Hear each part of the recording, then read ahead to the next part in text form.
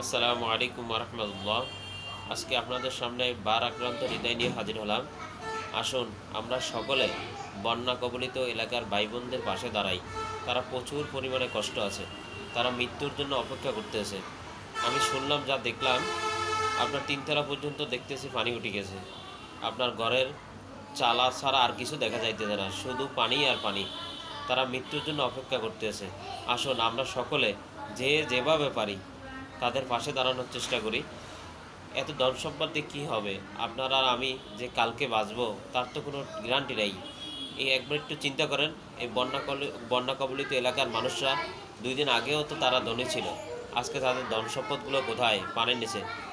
তাই আপনারা আর আমাকে আল্লাহ তাআলা ভালো রাখছেন, আর আল্লাহ তাআলা চাইলে এক এক মিনিটের ভিতর ধনী আর ফকির বানাই দিতে পারেন। আসুন আমরা সকলে যে যেভাবে পারি তাদের পাশে দাঁড়াই। আর এই ভিডিওতে আমার নাম্বার দেওয়া থাকবে। বন্যা কবলিত এলাকার ভাই বোনদের যাদের মোবাইল রিচার্জ প্রয়োজন হবে, আমার সাধ্য অনুযায়ী আমি তাদের মোবাইল রিচার্জ করে দেবো ইনশাল্লাহ।